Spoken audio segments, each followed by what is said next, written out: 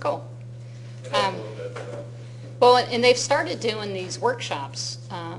The Learning Labs have started doing these workshops on Turabian style, and I think they started them because I was the one who was always requiring it, and I guess they got a lot of students coming in asking about how to do it. So now they do these workshops. But I don't know how well attended they are, which is frustrating to them because they've gone through the trouble of putting it all together, and then students don't show So up. that's Purdue Owl for almost everything. Yeah, yeah. They have a whole big section on the trading and style stuff. It's taught me a lot. Because some of the, if you just look up like random examples, a lot of them are very different and they don't match up quite right.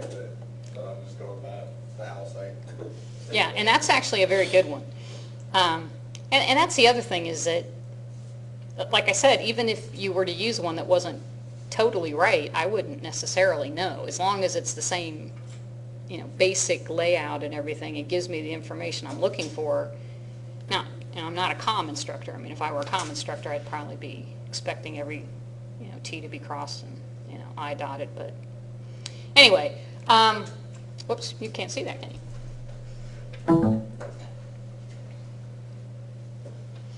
All right, this is obviously from my notes, and as I look at this particular chapter, Chapter 9, dealing with Jackson as he became president, if you remember before you guys took the midterm, in 1824, Jackson had run against Adams and ended up losing, but remember, nobody got a majority of the vote, and it had to go to the House of Representatives, and that's when Adams and Clay made their little bargain. So Adams became president, Clay became Secretary of State. So in 1828, Jackson vowed to run again against Adams, and this time he wins. So in this particular chapter, it's mainly talking about Jackson's administration during the 2 terms that he served, because he was reelected in 1832. And what I tried to do on this sheet of paper is to kind of focus on what I consider to be the most significant elements of his administration. The first of which has to do with what's at the very beginning of this, because one of the reasons why Jackson was able to win this election is because he was able to present himself as the common man, right? That he's going to be the one who's going to fight for the little guy, because supposedly he's a little guy too. Now, we know that that's not really true, but he was a guy who kind of had to rise up from nothing to what he eventually became. But he still probably wouldn't have been able to win if there weren't some significant changes happening in our country at that time. And those changes being that even if you have the little guy who thinks you're great and wants you to be in power, what does that little guy have to be able to do to get you into power? Vote.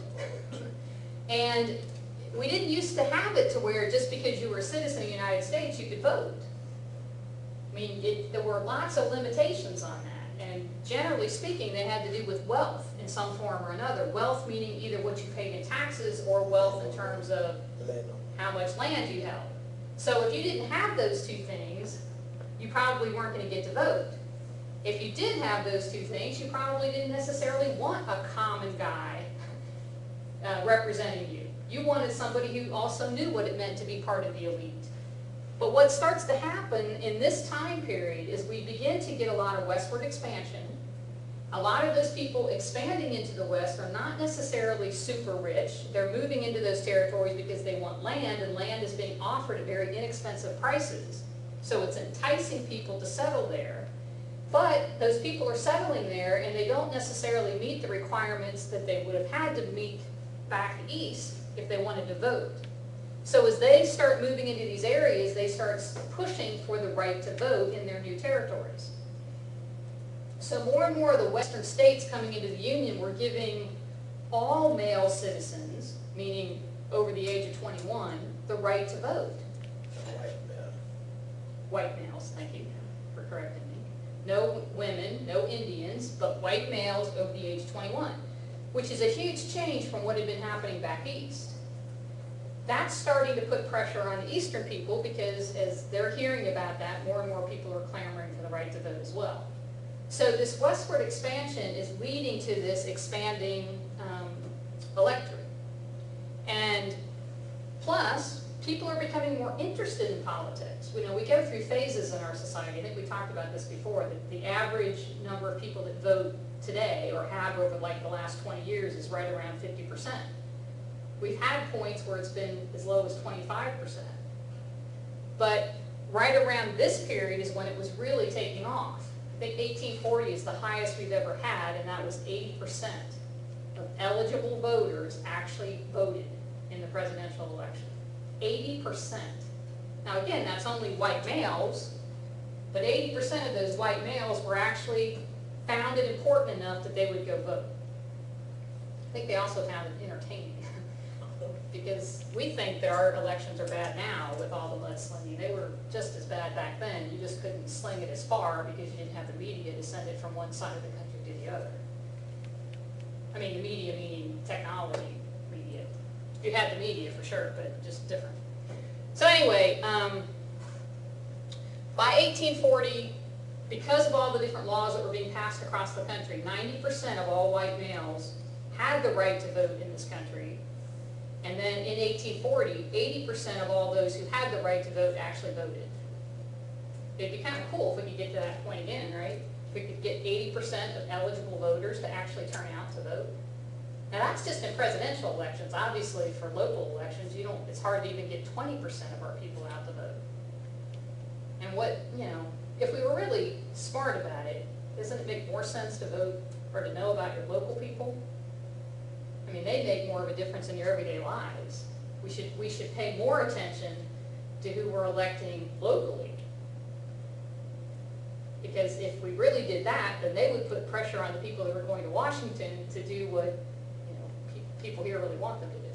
So what about the people that were going west, claiming this land, but they were claiming lands that weren't turned into states yet, they were just territories, they could just vote in like the federal elections and was there any kind of local government, or was it claimed? Oh, no. They, generally speaking, the U.S. government set up a territorial government first, and then they had to get to a certain population before they could apply for statehood.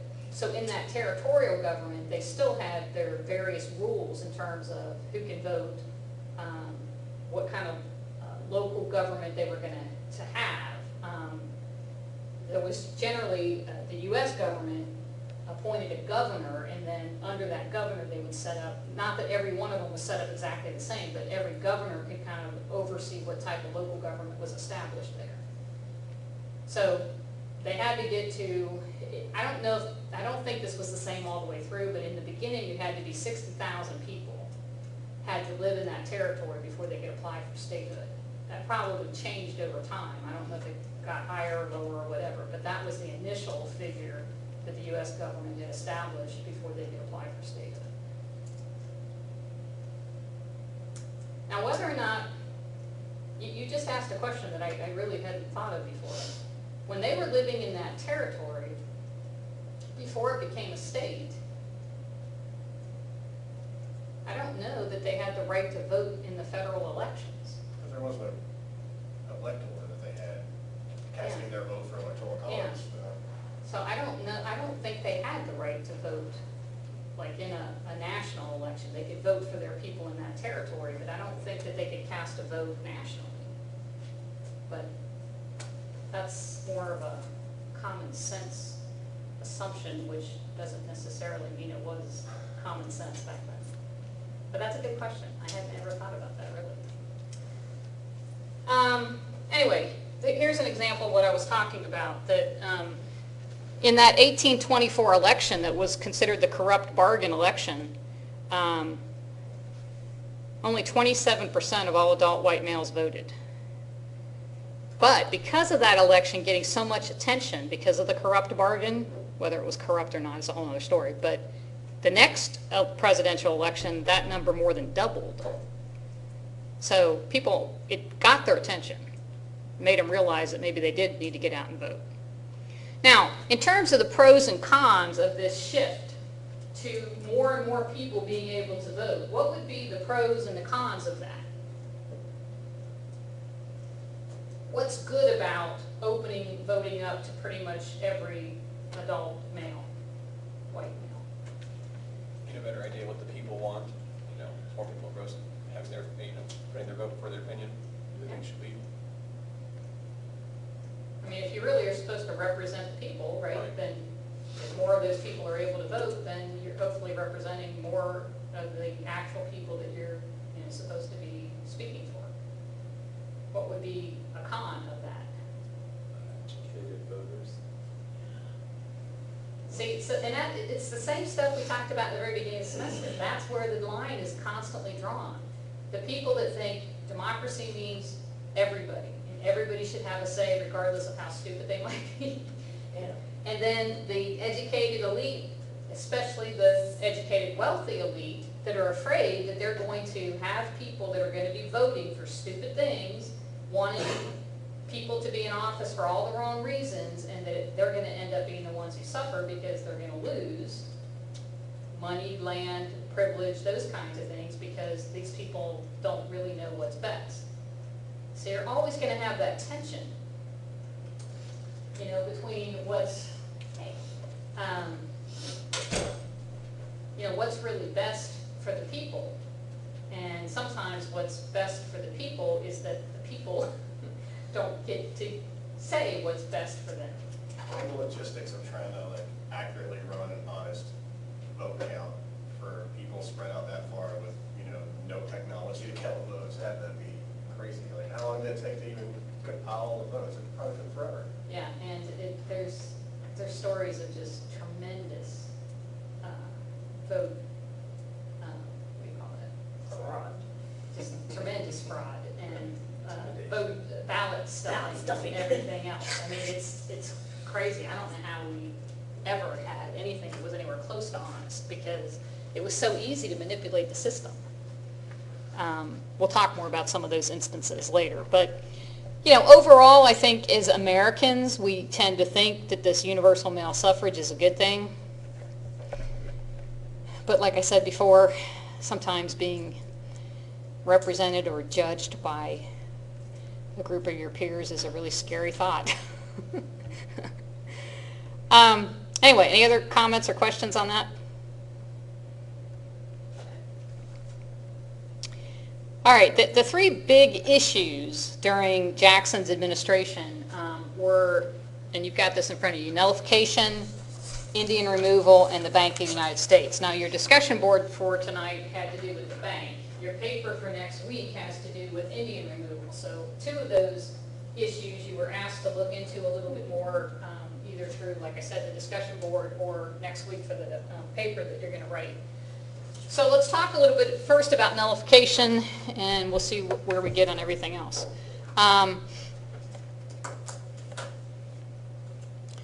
Let me just make a very quick comment here. One of the main issues that we're finding in the Jackson administration is states' rights versus federal rights. Who's going to hold the power in this country? Is it going to be the federal government, or is it going to be the state governments? And Jackson personally, which is he's really a dichotomy, because personally he's very much for states' rights. However, he's one of the most arrogant, authoritative presidents we've ever had. So he says he represents states' rights, which would tend to be not, a lot of power to the federal government.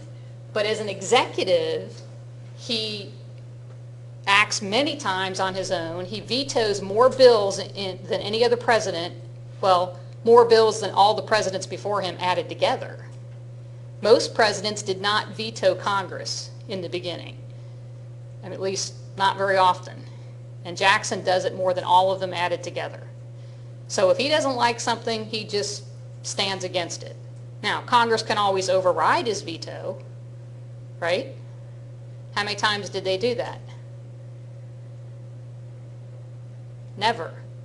Because if a president did veto, Congress almost felt like, out of respect for the executive, that they shouldn't override his veto. So he knew, probably, or at least his sense was, if I veto, it's not going to pass. Because the president still had that kind of prestige that Congress didn't feel that they really could do that without it ending up coming back to hurt them. So here you have this very authoritarian president, but yet at heart believes more in states' rights than he does in a strong federal government. So it's really a very interesting mix within his own personality. So keep that in mind as we talk about this issue. What does nullification mean? Just the word, not in this context, just the word nullification. Cancels it out. Cancels it out, right? It means to nullify something means to make it void, to render it powerless, okay? So that's what we're talking about here. When we talk about the nullification crisis, we're talking about Congress, the state, an individual state, being able to nullify a federal law. To just say, it doesn't exist. We're not going to abide by it. As far as we're concerned, it has no power. How do you feel about that? I don't like it. How would you feel if you could just be like, you know, that law about having to only go 55 miles an hour on this road, I just don't think that applies to me. You know, my car just does not like only doing 55 on this road. 70 is much more comfortable for me. So that's what we're going to do. It's kind of like the difference between New York and Texas. In Texas, you get plenty of room, you go 80 miles an hour. So the laws don't necessarily apply between the two states. So I think it's good that someone can nullify something. Well, and that's a good point, because the question becomes, you know, if it's a federal law that's supposed to apply to all states, but yet in one particular state it really doesn't make sense for, you know, those very reasons, let's say, then why can't that state review that law and say, you know, we understand why you guys have that law, but it really doesn't apply to us, so we're not going to abide by it. And that's, in essence, what they were doing in this situation. What was the issue on the table that they were wanting to nullify? Tariff. Right. It had to do with tariffs. Because a tariff was passed in 1828 that they referred to as the Tariff of Abominations. I don't think that's what it says on the bill. I don't think when they passed it they said, let's call this a Tariff of Abominations, because that would go over real well with people, right? But it was referred to as that because the people who ended up having to, not the people who had to pay it necessarily, but the people it affected the most, felt that it was so high that it was costing them more money than it should. It wasn't helping their economy. Because who do tariffs protect? Corporations. The federal government. Well, they don't protect the federal government. They Manufacturers. give revenue to the federal government. But, say it again. Manufacturers. The manufacturers. Okay, I don't like to use the name corporation because we don't really have corporations yet. That's a new concept. But the people that are manufacturing goods here in America, the tariffs protect them and help them be more profitable. How? By not being undercut by the British. So you got all these foreign countries that want to ship goods to you. A tariff is a tax on those goods. If you put a really high tariff on things, then when that company, that British company, let's say, wants to sell something in the United States, if it costs them $5 to manufacture that thing, but then there's an additional $5 tariff on it, what are they going to have to sell it for to be able to make any money? 15 Well, at least. they now have $10 invested, right? $5 that it costs to manufacture it, $5 for the tariff. So they have to sell it for something above that to make it worth their while. 11, 12, 13, 15, whatever it may be, right? The cost to get it here. Well, right. So let's say everything that they put into that. Now, let's say the same good can be manufactured here in America for the same price, $5. So let's say the British good, they're selling it for, let's say, $13 to be able to make a profit. How much is the American going to sell theirs for? 7. Just over Less than 5. that. What? Less than that. Less than what? Than 13. How much less than 13? A lot. It could be anything from How much less than 13? 12, 11, 10.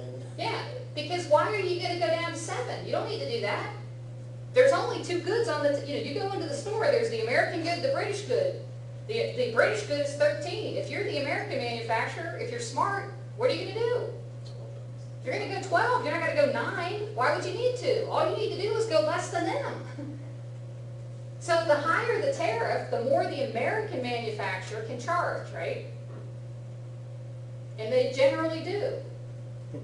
They don't generally say, wow, we don't really need to make double what we, what it costs to manufacture that. We really need to help our American friends out here and just give them a deal. No, who does that? Nobody does that.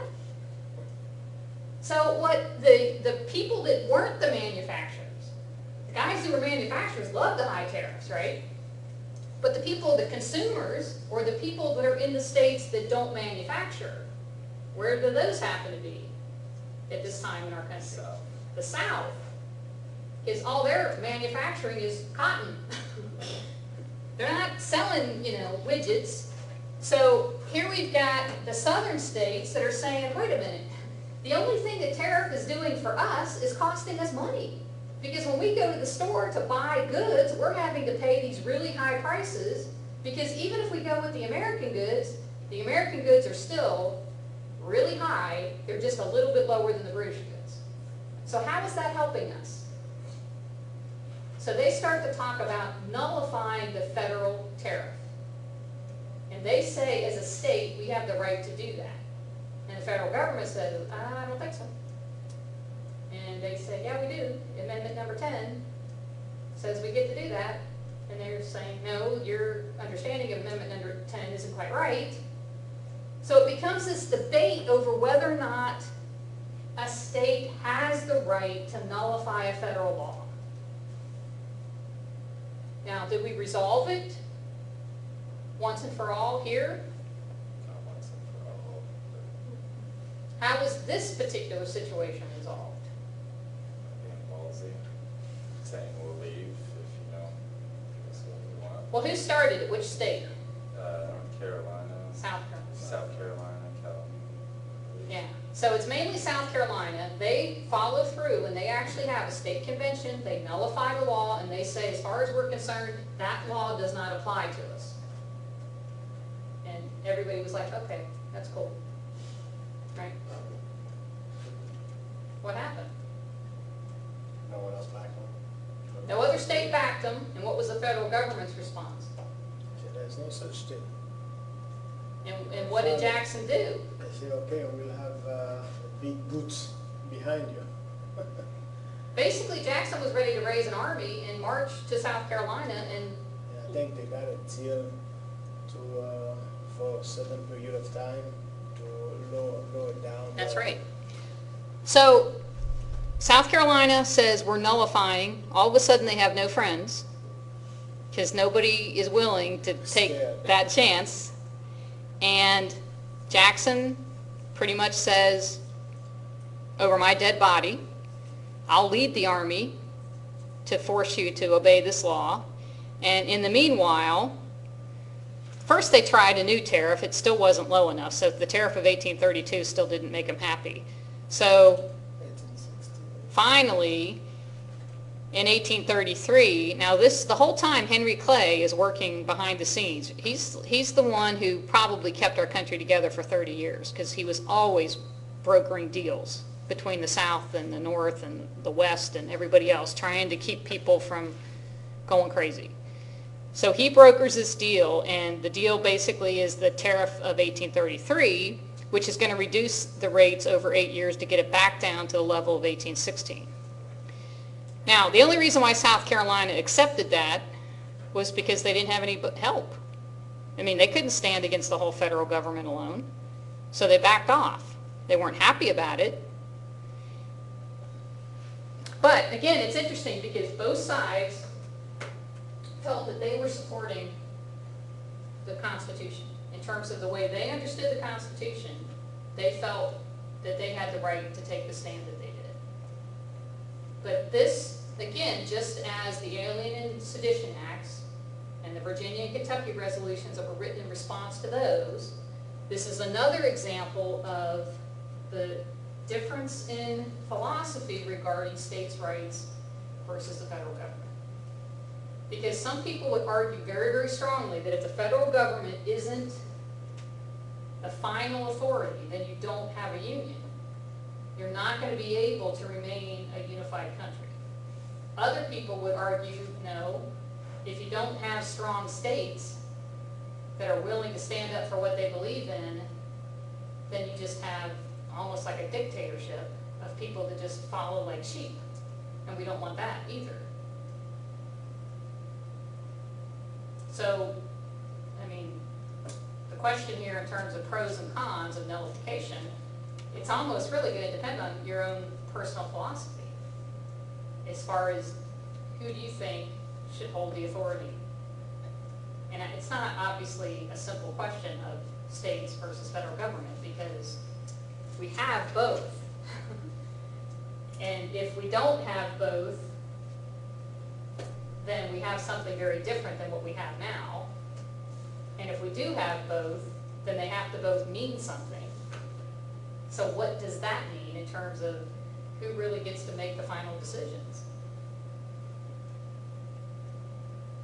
We think we live, we probably don't really give it much thought. Life just kind of happens the way that it does, and we don't take it too seriously because our country functions well. But I don't know that any of us can really understand what it would be like in this day and age if we had a whole bunch of states that all of a sudden just said, we don't want to do this anymore, we're going to just leave. Especially if they weren't all together in a little region. If it was Ohio and Oregon and Florida. How do you do that? How does an individual state just go out on their own? It would be a very chaotic situation. Good, bad, I don't know, but chaotic for sure until we figured it all out. So I don't know. We're probably living in a day and age now where we're closer to the possibility of secession than we have been since the Civil War. And we thought that the Civil War settled that issue.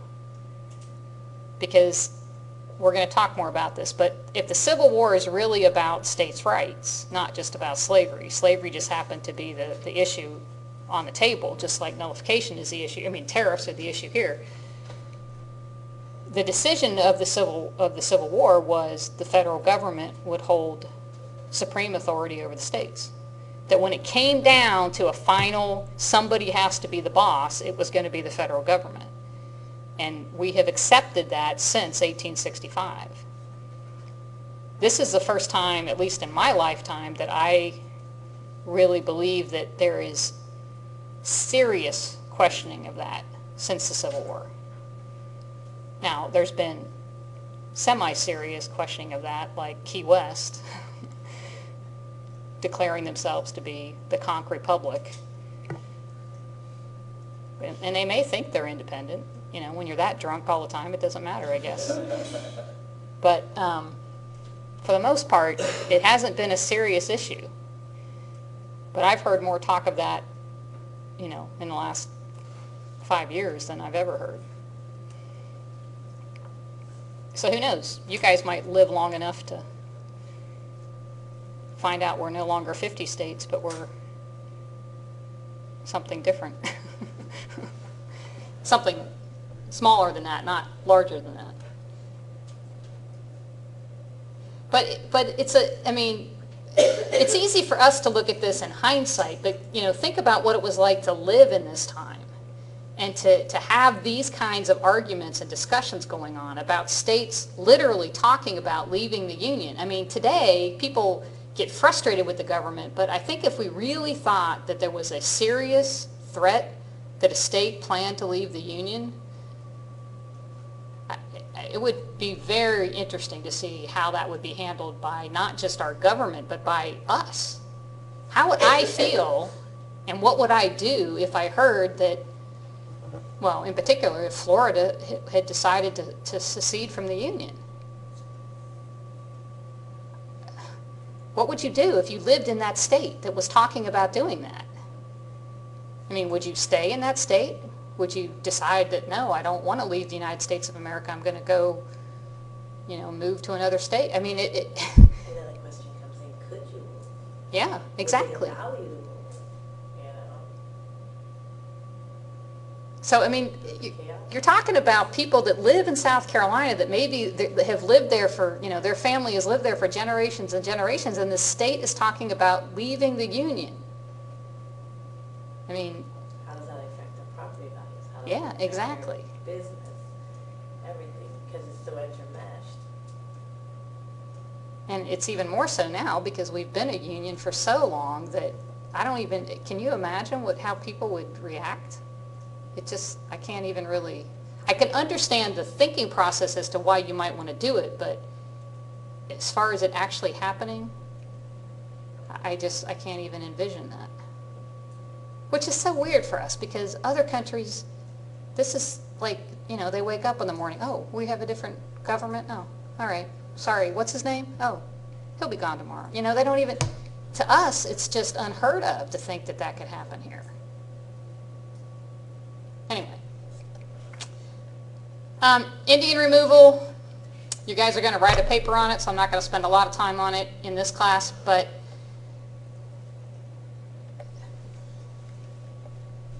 it just amazes me that the Supreme Court could make a decision that basically validates the Indians and their right to live in a particular area, in essence telling Georgia you have no right to take over their land, and the only reason why they wanted to take it over at that point is gold had been discovered there, so it was totally self-serving, and they were going to just assume authority over those Indian lands because Indians aren't citizens, so we have the right to do that. And the Supreme Court says, no, you don't. Because even though Indians aren't citizens, they do have their own sovereign right to be in this country, and it's protected by the federal government. And the Supreme Court says that, and they're the judicial branch that interprets the Constitution, right? And once the Supreme Court makes that decision, whose job is it to enforce it? The executive branch of the government. And who is that? The president, in this case, Jackson. So Jackson's response should have been, I may not like it, but it's the decision of the highest court of our land, so I have to enforce it. And if Georgia tries to encroach upon their territory, then I have to keep it from happening.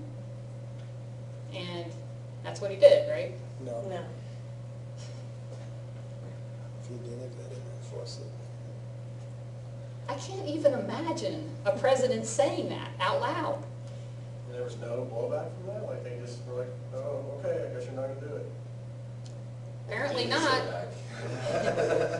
And why do you think that there wasn't any blowback, if you want to put it that way? Well, I wouldn't mess with Jackson.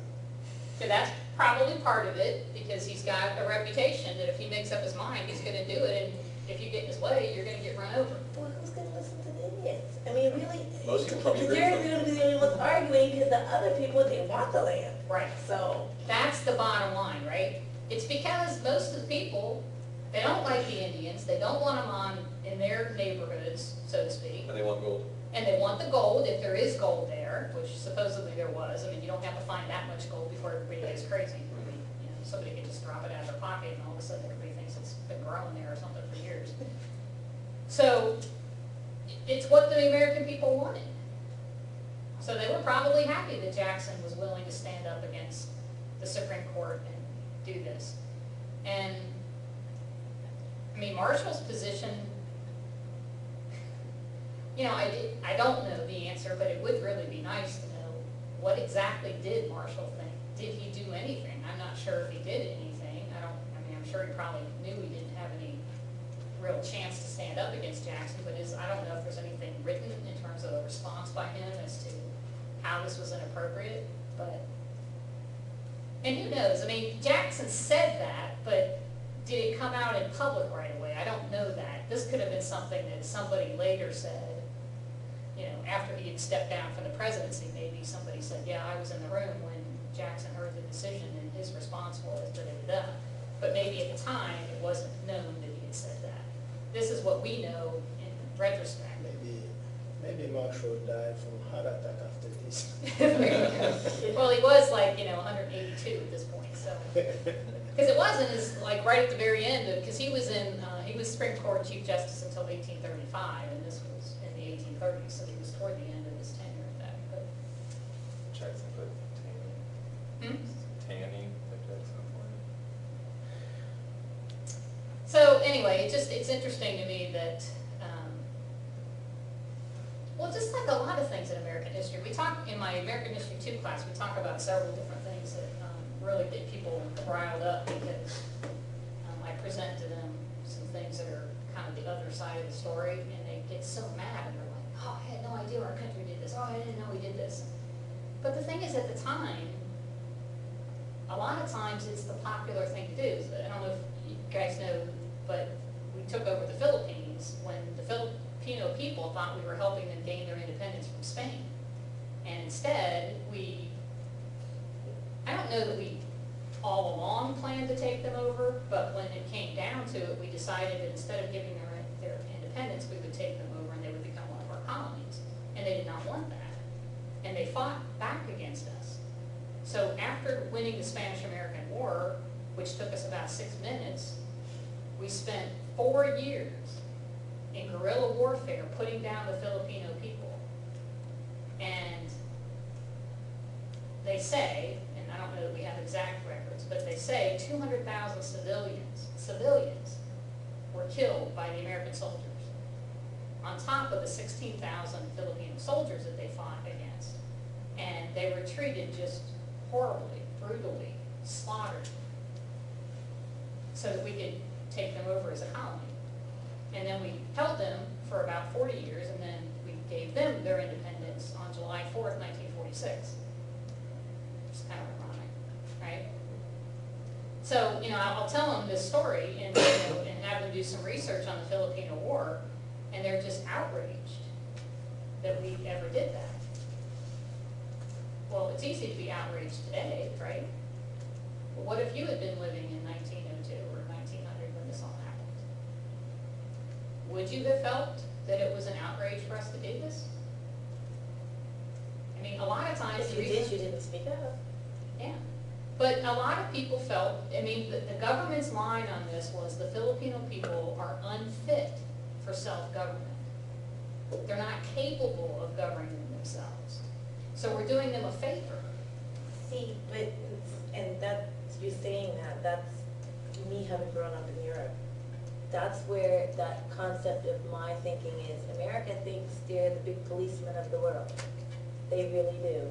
And a lot of Americans can't see that because they live in this country, but having grown up not here, that's really how America is perceived. Maybe now, Overseas, but we were it's- from Europe at the it time, is. so it was the mentality that we were brought up with, that we brought from Europe to here. Now we do, but Yeah. that was something that we brought over, our ancestors brought over from Europe to here, was this like higher power, like we're king mentality, and it just, our masses got so big that it really hasn't left us. Yeah, it just lost. Also, how much did the average person back then know what was really going on? Right. You knew it was in the newspapers that were That's printed true. by the rich people that were putting the people in It's a power thing anyway. that- So, you know, you were getting fed your daily paper and that was about it. Americans believe that our government is virtuous and pure and nice, and they have. Yeah, there's most no Americans faults, have yeah. no idea how murderous its government is. Right. And I think that's really the key to it, is that, and, I mean, in all honesty, a lot of it, like, Jackson was racist against Indians, and somewhat rightfully so in the sense of his own experience, had been fighting Indians and seeing some of the worst of the Indians in the sense of the savages that he had to fight. But that leads you to believe a lot of times that all of that group are like that, right? And people back in 1900 had this tendency to think that all the Filipinos were uneducated, backward, simple-minded people that might have had these lofty ideas of independence, but they really had no clue what it meant. And so it was easy to feed that because we were pretty much racist toward everybody and believed that we were doing them a favor if we did this. Plus, we did go in there and we did build roads and bridges and hospitals and schools and all this kind of stuff. So it was like, well, of course, we're doing all these wonderful things. Did we look for weapons of mass destruction while we were there? But even if let's say your intentions are totally pure and you really want to help people, if they don't want to be helped, then don't they have the right to say, thanks, but no thanks? Would you get out of our country? We'd like to do what we want to do. Well, and that's like such the big problem is that the government thinks that their opinion should be so gold to everybody in the world and should be so gold to us, but yet the opinions of others in this country and outside this country, unless you're in Congress or whatever, it's never heard. It's never heard. No matter how much you vote, really. I have people tell me Obamacare is going to be great. I'm like, why? Nobody understands it. But the government won't do anything bad. Exactly. So I mean, I don't know, I fully will admit that I don't know Obamacare and I don't Nobody understand does. the whole thing. I don't know how anybody can. It's just, and I don't know that that was the original intention, but when you get that many congressmen together, I mean, I hate the fact it's called Obamacare because I don't think that you can put that all on one person. I mean, he didn't write that whole bill. There's all kinds of people Well, that, especially when it was started at the end of Bush's term, and it was kind of shot down, and then it was picked back up, and then it's like, oh, all of a sudden it's Obamacare. It's like, really, that's not totally fair. And I don't think it's gonna help as many people as people think it's gonna help. well, I don't think it is either, but I think, I mean, if you, just an example, back when Taft was president, who nobody knows anything about Taft because he wasn't a good president. But when he was president, there was a bill that was passed during his presidency that he fought for and promoted and everything else, and the bill was meant to lower tariffs. Now, we don't think about this too much today, but tariffs were an issue going back to this period and all the way up until the like 1920s or whatever. It was huge. I mean, it was like constantly in the elections and everything else. So Taft promotes this bill, he pushes forward and everything, finally gets it passed, and the main goal of it, when he originally presented it, was to lower tariffs. But by the time the two different parties put their pieces on it and added their little amendments and caveats to it and everything, the final bill ended up raising tariffs. The whole point of it was to lower tariffs, but after everything was added to it, it ended up raising. Well, in the end, I think that's what Obamacare is gonna do too. Well, and I'm that's gonna what I tell you think- like this, my mother is gonna be 62 next September, so she just turned 61. She's had no health care coverage, she lives below the poverty line, okay? It will cost her $600 a month to get just basic, I'm dying, go to the hospital insurance. And I think But that- because she doesn't file a tax return every year, because she does not have a steady source of income, how are they gonna penalize her? Because when you're supposed to pay your penalty, you're supposed to pay which taxes? Right. She doesn't file a tax return.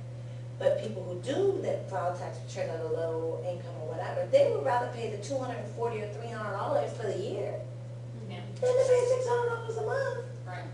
for dying insurance coverage. And then It's the only not, people it's that are not gonna undying benefit. insurance coverage either, it's wellness coverage. If you're dying, you're screwed.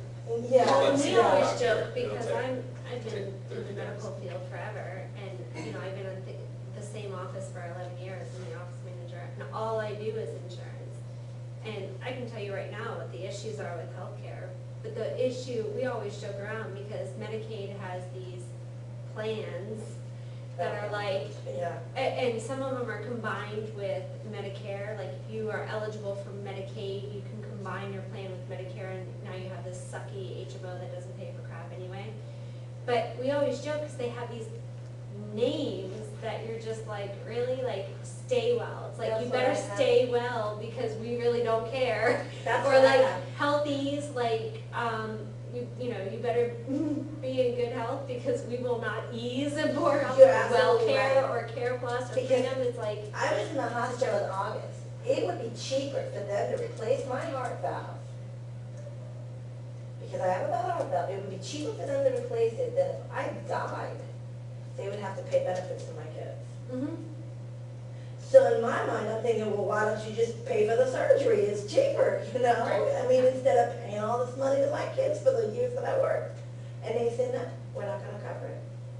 There's And no, I just there's think no it's a common sense gamble. in There's any no of it. common Exactly. Well, and people are like, oh, we're, you know, all this stuff. Well, like, for me, if I have health insurance through my employer, but when 3 years ago, when my son had his tonsils and adenoids removed, with my deductible and then like my co-insurance that I had to pay, it was like over $3,000. But if I were to pay out of pocket, like a self-pay, it was like $2,100. It was like such a significant like discount because they give a Crazy. 61% discount for self-pay patients. But you can't have insurance and say, I'm gonna be self-pay. You can't do that. So it's like, great, so now I'm paying all this extra. But, Right. and people are like, oh, it's the uninsured. It's not the uninsured. It's the fact that there's no regulation and healthcare companies, health insurance companies are not held accountable for anything. The majority of people who go into bankruptcy for health medical bills are insured anyway. Mm-hmm. So Right. I got my bill for my appendix Yeah. out in August, and it was $25,000. Yeah. So, My daughter got hit by a car a few years ago, 4 years ago, 5 years ago in August. And the first day we were at the hospital bill alone, just the hospital bill, was $62,000. Just the first day. That didn't cover like any of doctors and the that- doctors, the yeah, that's just the radiologists, hospital. anything, just the Yeah. hospital. My daughter spent 5 days in the hospital, had emergency surgery, like a big deal. We were home 5 days. There was a knock on my door. It was no lie, a court-appointed subpoena officer leaning my home for just the first day, $62,000. Health First leaned my home because it was an auto accident. She was hit by a car and like it's always tied up in litigation, I guess. And they were like, oh, well, we want our money either way. So here you go. They literally. Don't we live in a wonderful? Anyway, I know we have a lot that we can talk about. The last issue is the bank order, right? Yes. And we're not gonna take a lot of time on it. You had a discussion board that you were supposed to do. If you haven't done it, then make sure you do it. And by doing that discussion board, I think you'll cover the issues. But, again, one of the issues in this particular presidency was, is it necessary to have a national bank? And Jackson's position was no, that it gives too much power to the federal government, because remember, he's more of a states' rights kind of guy. And he believed that it was better if the states regulated banking. I have an accounting background, and I've studied some of this, and I think he was completely wrong. I do think that you have to have some overall oversight of your banking system. Does it need to be regulated? Absolutely. Can it possibly have too much power? Absolutely. But if you don't have something like that, you have chaos. And I think that's what we found out. This is, again, my personal opinion. You can disagree with me in your discussion board if you want to. But I think the steps that Jackson took, not only that, but the steps he took, and then the fact that we had some crises that took place, we didn't have a system in place any longer when those crises hit to be able to get us through that without some pretty major economic damage to the country. So that's my own personal opinion. Again, you can disagree with me because I welcome feedback from the other side, because if you have evidence to back up what you have to say, I'd like to see how somebody else presents the argument to make me rethink my position. So, but we didn't. The banking system we have today is not the banking system of Andrew Jackson. I mean, the banking system we have today pretty much was put into place by President Woodrow Wilson, and the Federal Reserve System was created in 1913. So even though it's still kind of the idea of a national bank, it's not the same thing that we had under Jackson. I mean, things obviously have changed and moved into a different system. Are there issues with our system today? Absolutely.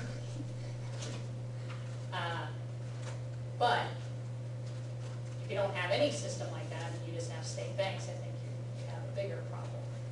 Even today, I don't think that you're gonna be able to get away from some type of centralized system.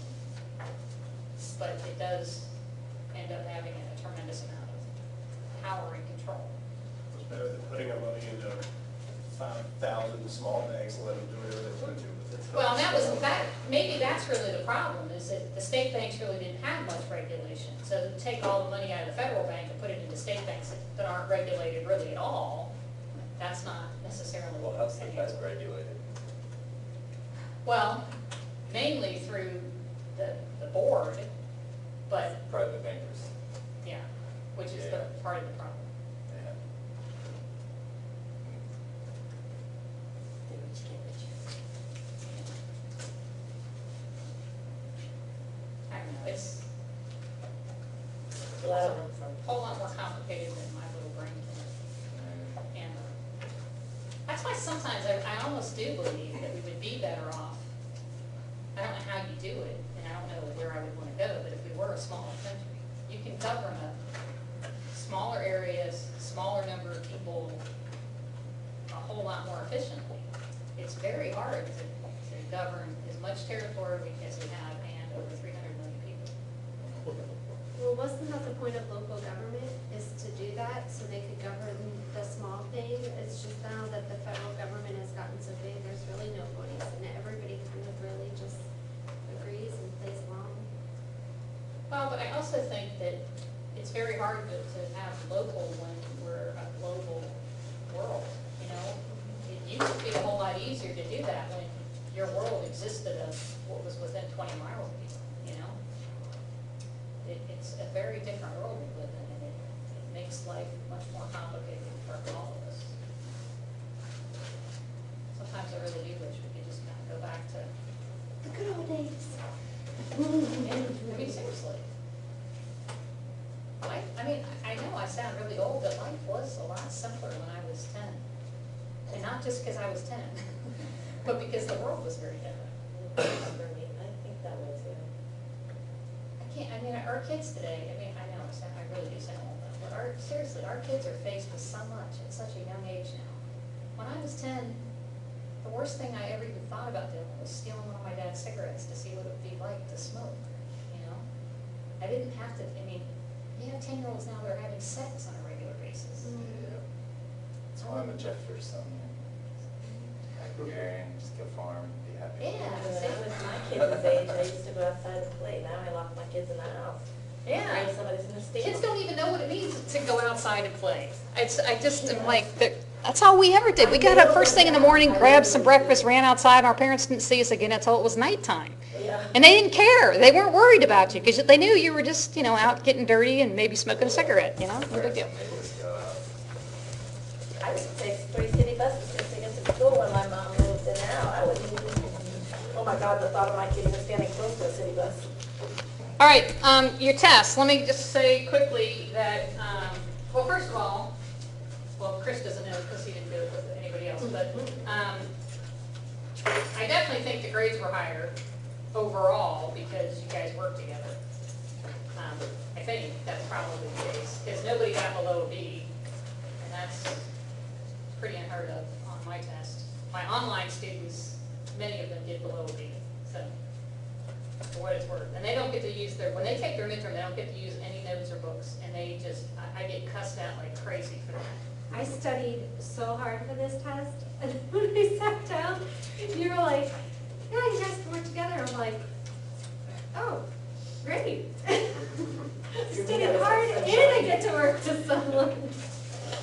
But, That way that stuff that just empties out suddenly when you sit down and Well, I knew a lot of hopefully stuff, the other person she kept can saying to do me, that. that my partner kept saying to me, like, are you sure? I'm like, I'm positive, you don't even know how, I kept saying it like. but the other thing is that I do think it causes some people to question things that they thought they knew, and then they listen to the other person, and then they end up putting an answer down that they're not really comfortable with, and then they're gonna get the test back and be like, I knew that was right, I should put it. I overanalyze everything anyway, so as soon as I started having some like, are you sure about this? Damn it. No, hold on, I get that. Matt, yours I don't have graded yet, because I just picked it up today, I wasn't on campus until this afternoon, so I will give you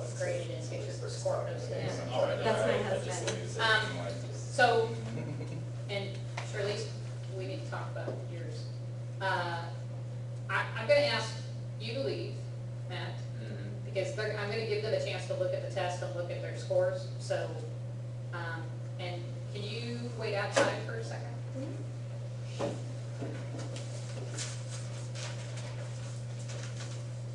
Matt, unless you need to see me or something. No. I wasn't trying to get rid of you. Sounds good, thank you. Be gone. All right, so, Sean, here's our, you guys can come up and pick these up. Sean, Aaron, Tanya, they're in alphabetical order by last name. Albert.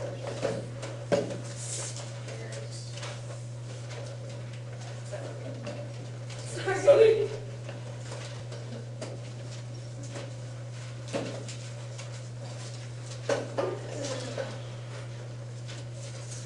And I have copies of the test if you want to see which ones you missed.